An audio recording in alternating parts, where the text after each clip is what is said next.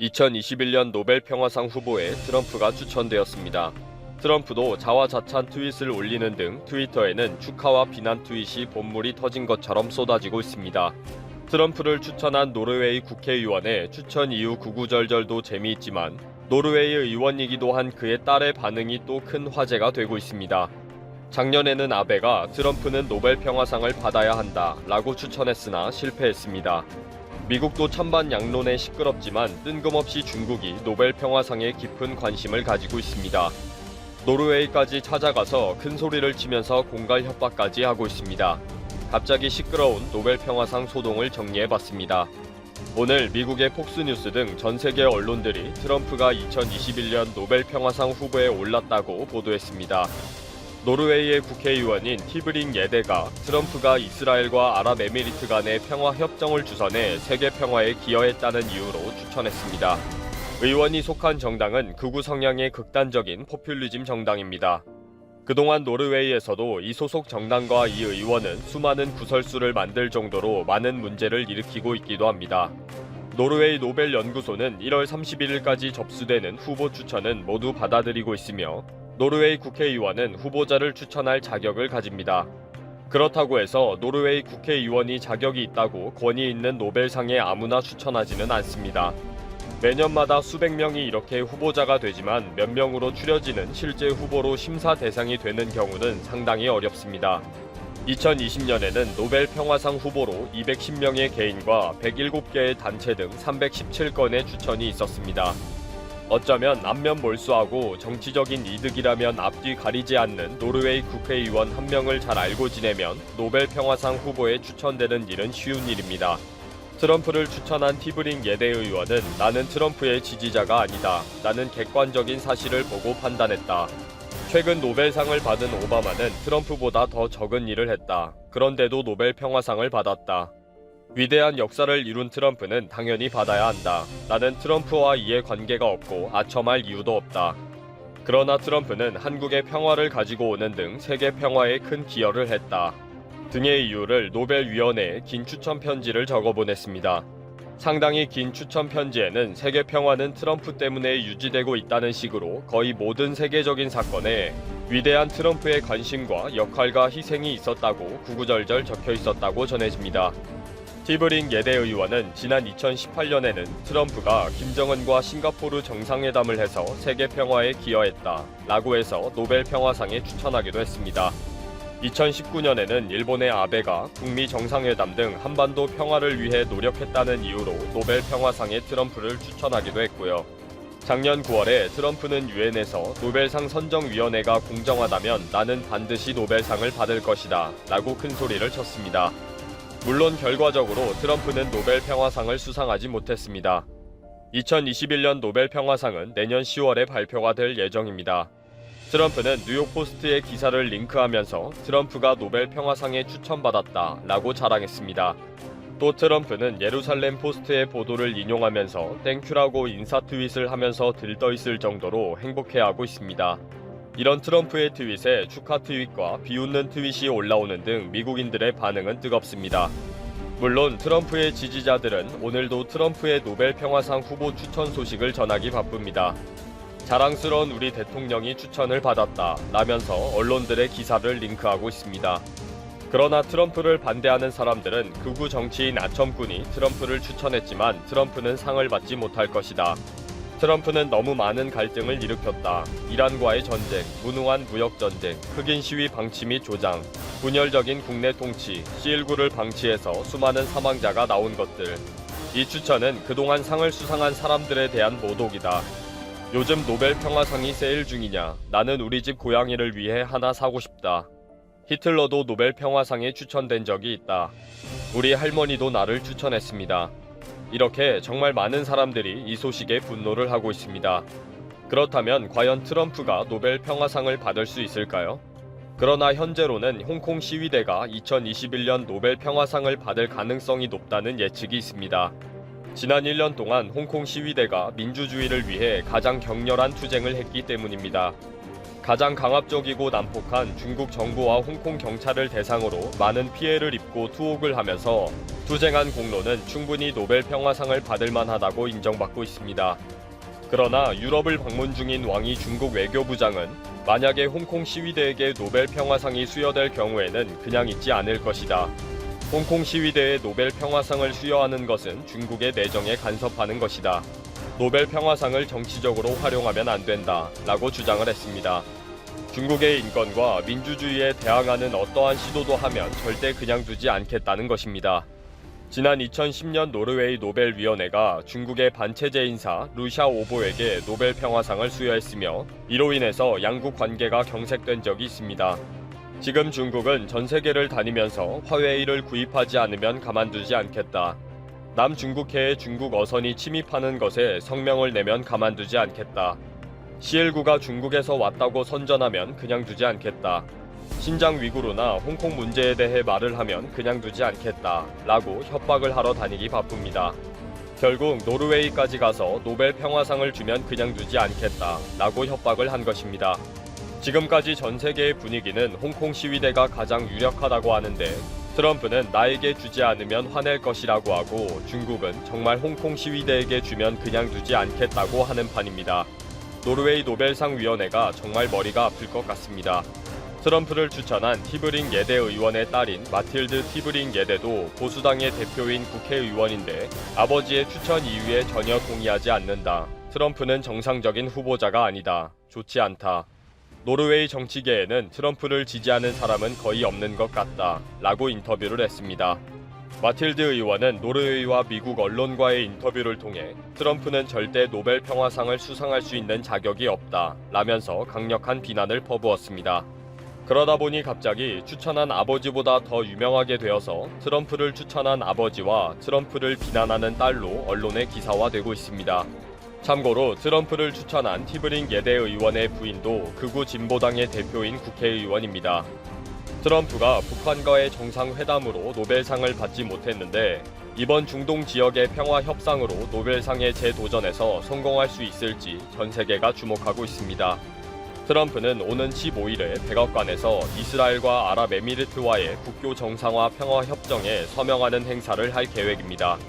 트럼프는 지금쯤은 이런 엄청난 이벤트를 어떻게 극적으로 치를 것인지 행복한 고민을 하고 있을 것입니다.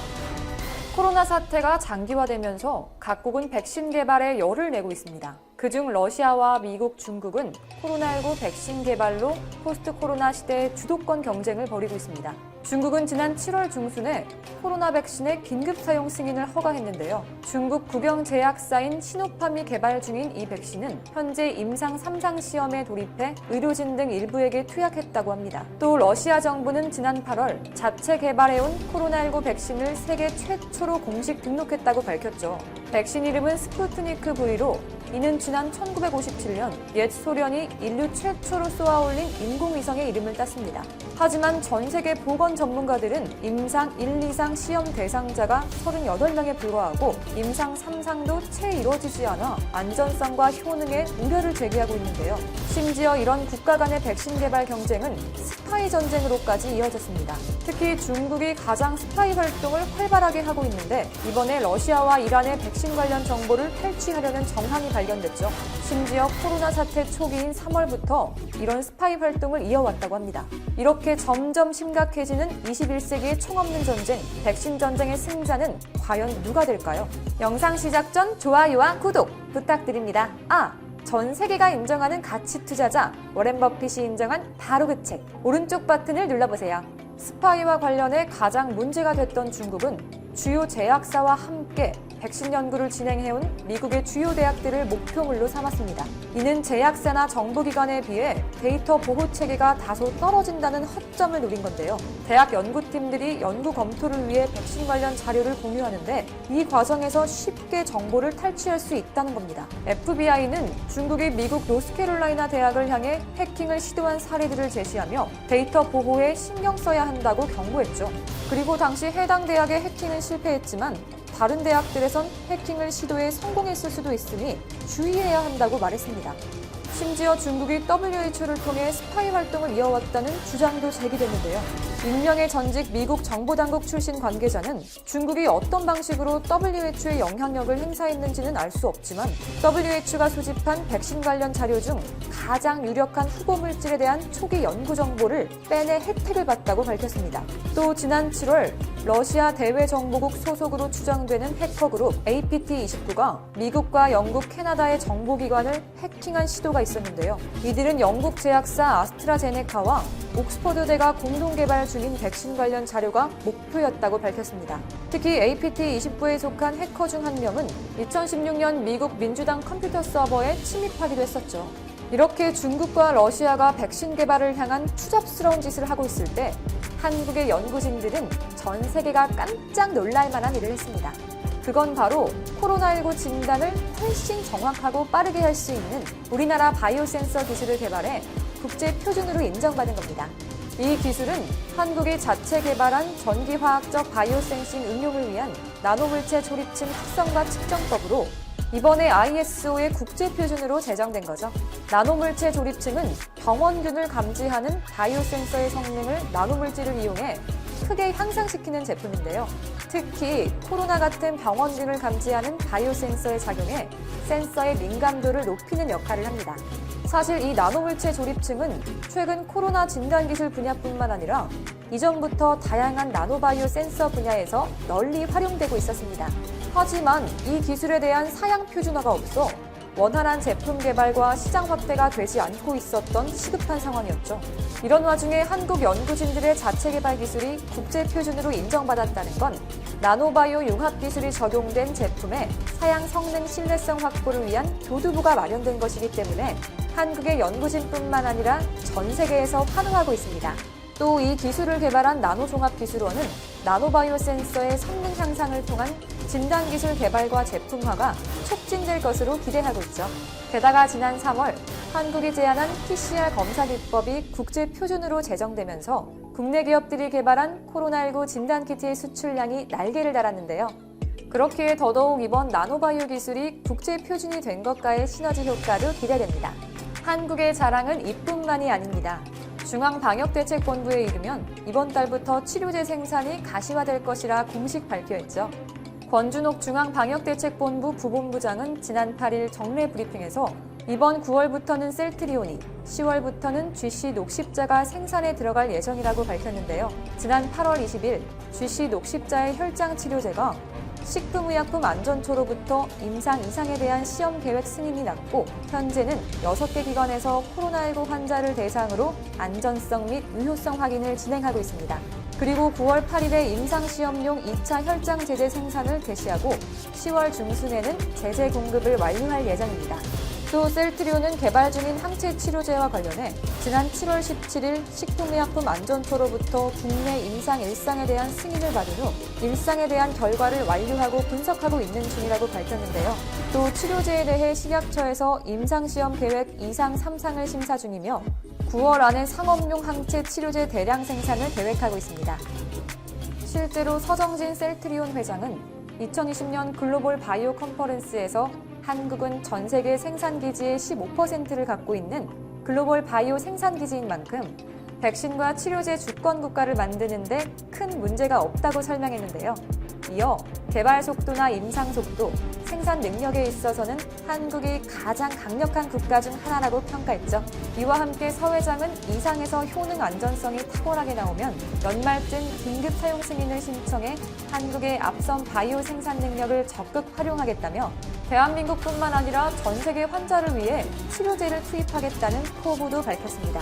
그리고 늦어도 내년 5월에 임상 3상이 끝나면 코로나19 치료를 위한 항체 치료제를 한국이 전 세계에서 가장 먼저 생산할 수 있게 되는데요. 이에 서 회장은 국내 필요 수량만큼 대량 공급이 가능하도록 이번 달부터 선행적으로 대규모 생산을 하는 계획을 세웠고 계획대로 가능할 것으로 생각한다고 말했습니다. 계획대로 한다면 한국은 항체 치료제를 전 세계 최초로 대량 생산해 보급할 수 있는 나라가 된다고 하는데 여기서 궁금한 점이 생깁니다. 셀트리온은 아직 허가도 나지 않은 치료제를 어떻게, 왜 생산한다는 걸까요? 이는 임상 결과가 좋지 않을 경우 생산해놓은 치료제를 폐기하는 위험마저 감수하겠다는 취지입니다. 또 다른 한편으로는 그렇게 임상을 진행하는 동시에 생산에 나서 확보한 치료제가 임상 결과만 좋다면 정부와의 협의를 거쳐 긴급 사용 승인을 통해 시장에 빠르게 내놓겠다는 전략인 거죠. 여기서 긴급 사용 승인이란 긴급한 상황에서 의약품을 한시적으로 제조 판매 사용할 수 있게 하는 제도인데요.